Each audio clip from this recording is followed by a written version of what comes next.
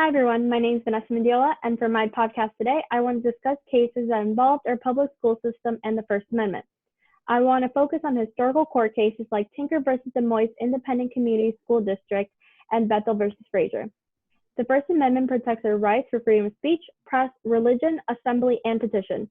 But a huge controversy appears when schools become involved. Do we have the same rights at school? So with me, I have Cassandra Cruz, who is a Colonial High School English teacher in Orlando, Florida. It's a public institution. Hi, Cassandra. Hi. How long have you been a teacher?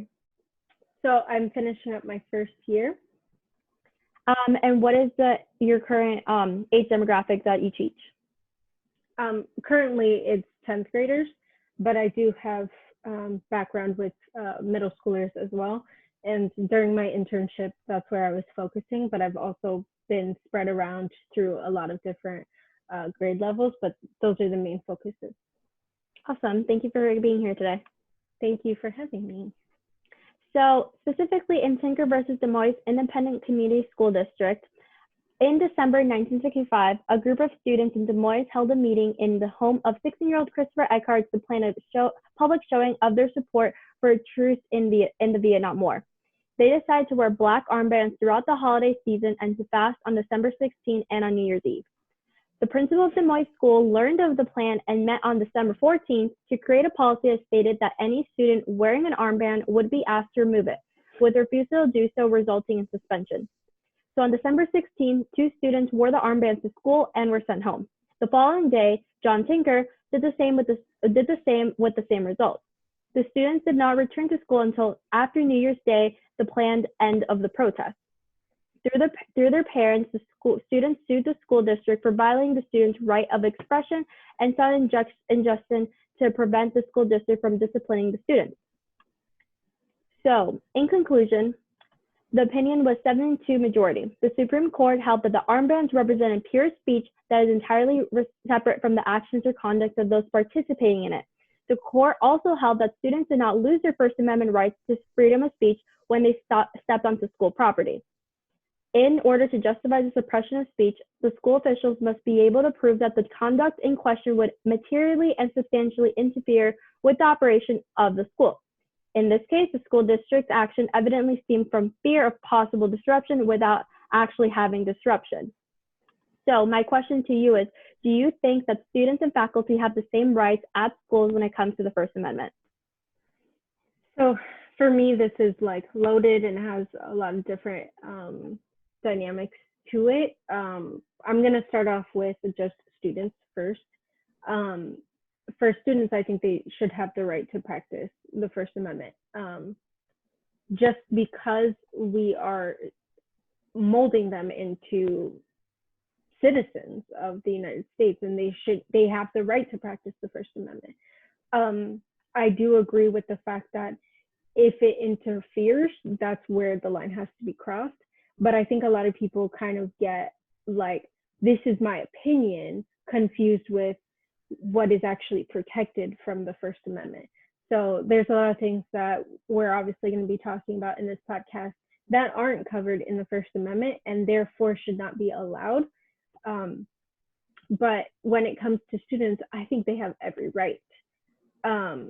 However, as a professional, and again, like, you can say whatever you want. Like, I can go on my Instagram and I can put my beliefs out there. I can go on Facebook, write whatever I want.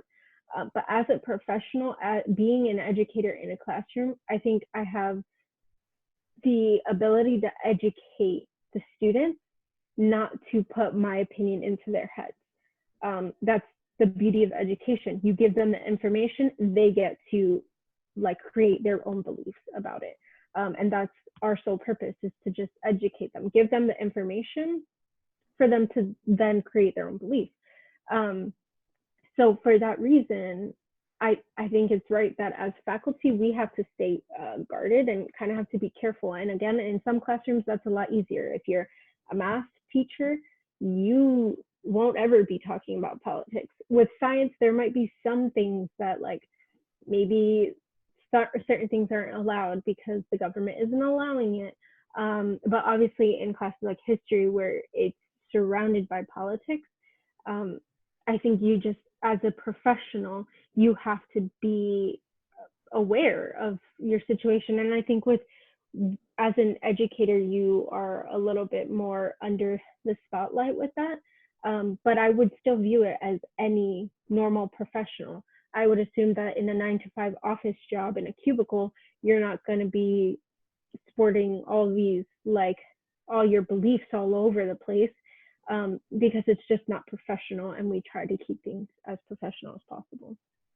So would you in 2020 that we are now, if a student walks into your classroom wearing an armband protesting LGBTQ+, or a t-shirt protesting LGBTQ+, or even their beliefs, like their political beliefs, would you send them to the principal's office? Would you tell them to leave their classroom? What would be your action?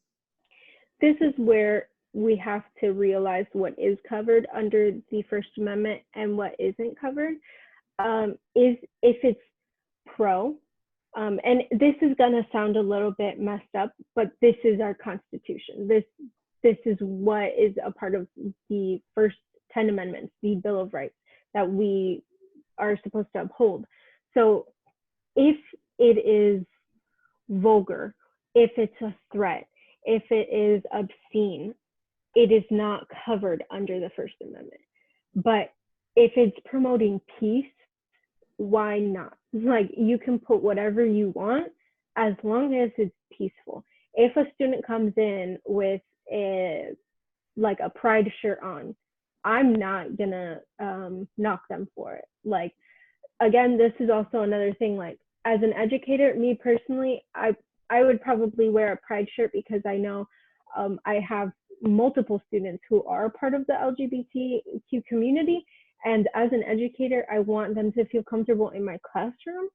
So that's a big thing. However, when you come into the classroom with a hate like sign on you, or something that represents hate, whether it doesn't have to say explicitly, but if it represents something that it is the symbol of hate, then I will not allow it, because I need to make sure that the environment in my classroom stays safe. And that's just a part of my philosophy, although I think that's how many educators feel.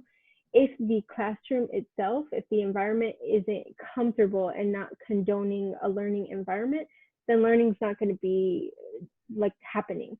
So again, like, to reiterate, like, I wouldn't allow it if it was hate.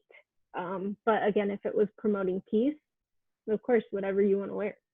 So what would you say to your students that say that would be a violation of their First Amendment right? This is also under my philosophy. I don't escalate any situation that is like coming my way. A lot of kids have, a lot going on in their personal lives, but in those situations, I think while kids do need to be educated, if we are talking about, I guess it depends on the situation, but if they are disrupting my classroom and if it is becoming way too much, that is now a matter of administration. And then obviously if the parent feels like their First Amendment was being violated, then okay, but I know the rights and I stand true to them. So if I know that I'm not violating his right, but I will not sit there and be like, no, because in the First Amendment, this, that's not my place, because that's going to escalate the situation. And that could probably turn the situation into a violent one, which is what we just try to avoid in general. So after that, I would cap it and I would just have it be administration, a problem with administration. Okay.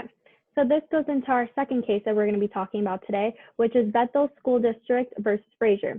So in this case, the court decided that public school officials can prohibit student speech that is vulgar, lewd, or plainly offensive, remains one of the most important First Amendment proceedings in the public school context. So Frazier was suspended for lewd speech, and the case came after Bethel High School in Pierce County disciplined junior Matthew N. Frazier for delivering a speech laced with sexual references before a student assembly. Frazier's speech, nominating a classmate to a student elective office, referred to the student as firm in his pants and who would take it to the climax. After school officials suspended Frazier, he sued in federal court. So a federal district court and federal appeals court ruled in Frazier's favor, finding that school officials violated his First Amendment rights. Even though the federal district court ruled in Frazier's favor, the school appealed to the U.S. Supreme Court and prevailed by a 7-2 vote. The majority opinion was authorized by Chief Justice Warren E. Burger. Frazier contended that he had a First Amendment right to political speech under the principle of Tinker, which protects the vast majority of student speech that does not create a substantial disruption. However, school officials argued that they had a duty to protect younger students from inappropriate and sexual speech. As you mentioned, it's your duty to protect your other students if a child is saying something explicit, vulgar, or wearing something that's offensive. So the court sided with school officials because of this. And what is your take on this as a public school administrator? What do you believe was said in this? Do you believe that Frazier had the right to say whatever he wanted in a speech, or are you siding in favor of the school?